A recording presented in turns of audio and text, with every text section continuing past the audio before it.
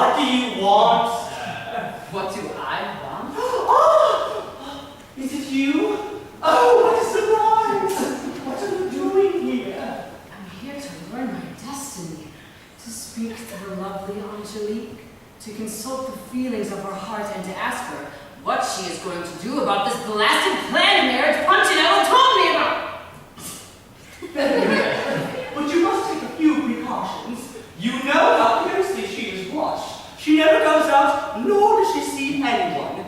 And you know it was through the curiosity of an old aunt that we managed to go to the play where your love began. And we've been very careful not to say anything about it. Therefore, I'm not here as Cleante, nor as her lover, but as the friend of her music master, from whom I obtain leave to say that I have come in his place. Her father's coming. Let me introduce you. Sir, there is a gentleman! Speak in a lower tone. You forget that you should not speak so loudly to sick people. I wanted to tell you! Speak in a lower tone.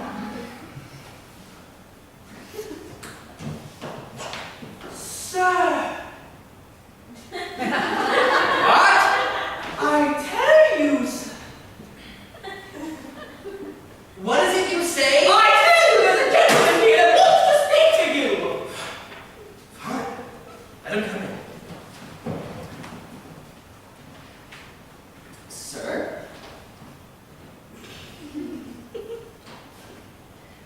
I was sent by your daughter's music master as he was obliged to go to the country for a few days.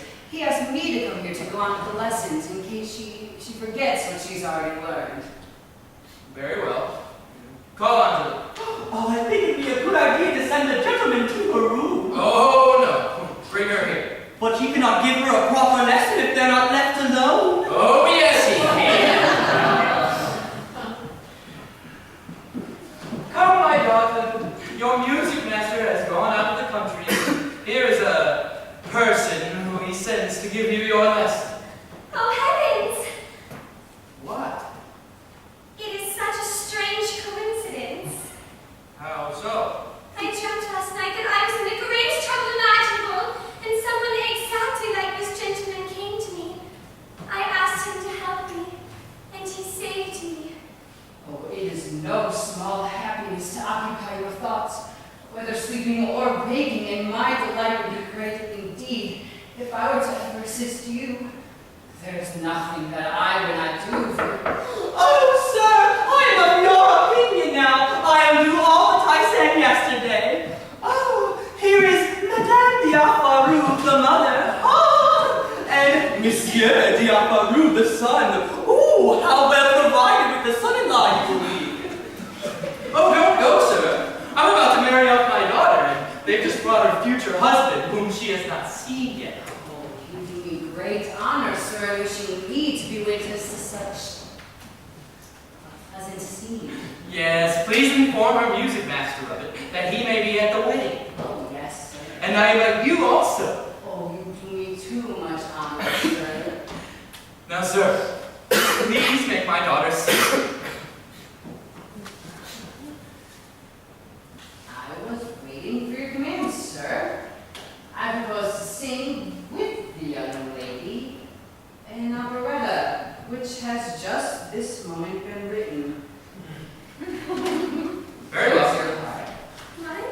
Don't refuse. I'll tell you what to do. Now, believe you me, I am no opera lover, but I'm under the necessity of making the young lady sing. Other words, pretty? It's really nothing but a small love scene. Very well. Let us hear.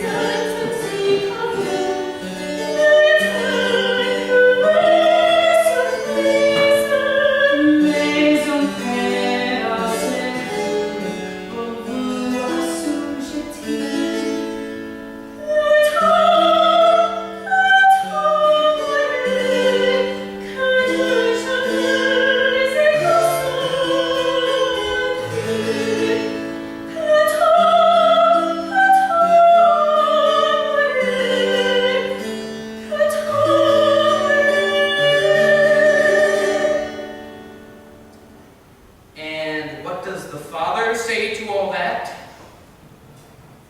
Nothing. And the father is a fool to put up with those silly things. No, sir, that will not do. We could have done very well without your stupid opera. The shepherdess Leese is impertinent, and the shepherdess Leese should never speak to her father that way. Now, where are the words you just sung? These are only the notes!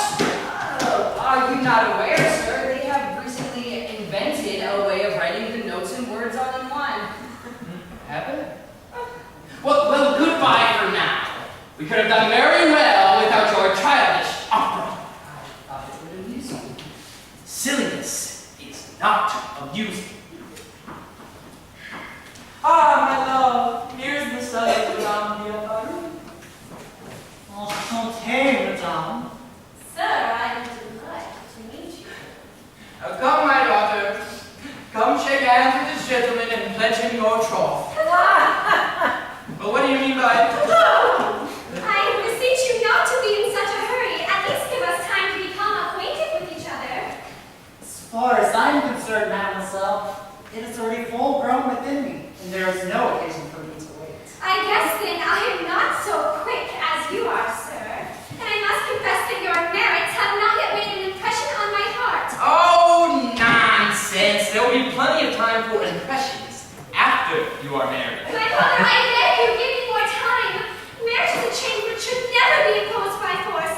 And if this gentleman is a true man of honor, he ought not to accept a person who would only be his by force. Nego consequentiam, mademoiselle. I can be a man of honor, and at the same time accept you from the hands of your father. To force is certainly a strange way of setting about inspiring love. We read in the ancients, Sir, mademoiselle. I care not for the ancients. We are the moderns. Have a little patience. If you love me, you ought to do as I wish. It is vain for you to argue. This gentleman is just out of college and will be a perfect match for you. She must have some other inclination in her head. If my father refuses to give me a husband I like, at least I beg him not to force me to marry one I can never love. I beg your pardon for all of this. This is so embarrassing.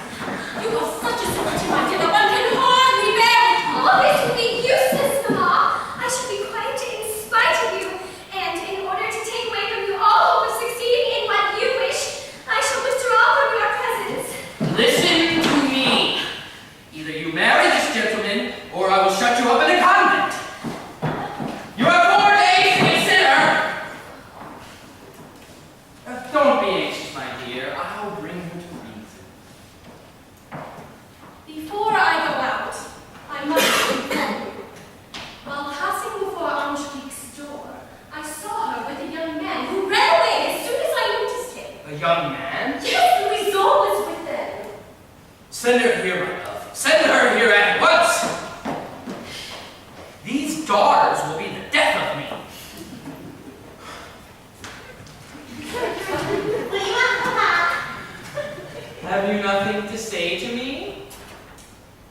Yes, I will tell you the fable of the fox and the crow which I learned to know. Cunning little girl. You know very well what I mean. What do you mean, Papa? Have I not asked you to tell me all you see? Yes, Papa, I always come and tell you all that I see. And have you seen nothing today? No, Papa. False little girl! You did not tell me you saw a man in your sister's room. Papa! This will teach you to tell falsehoods. Oh, Papa, forgive me. Sister told me not to believe anything, but I must believe everything. First, you must have a flogging for having told an untruth. Forgive me, Papa. Now come. Oh, Papa, you have hurt me. I am dead.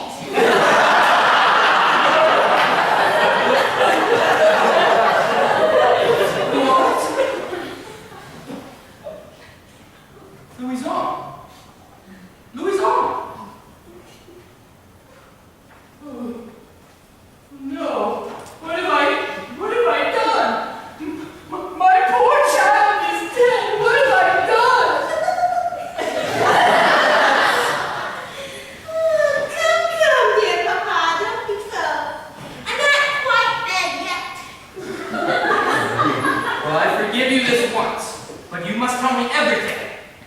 But you promised not to tell sister that I told you. No. Papa, a young man came to sister's room while I was there. I asked him what he wanted. He said he was her music master. I see. Then sister came. She said to him, "Go away, good heavens, he was riding into despair." But he didn't go away.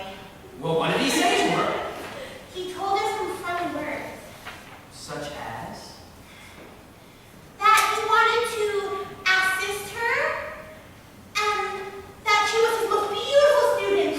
And then he knelt down before her.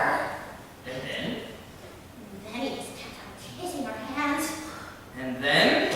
And then Mom came to the door and he gate. Oh, what trouble. You're excused, my dear.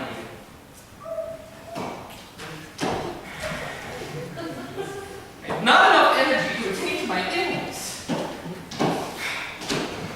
Quite exhausted. Bonsoir, brother.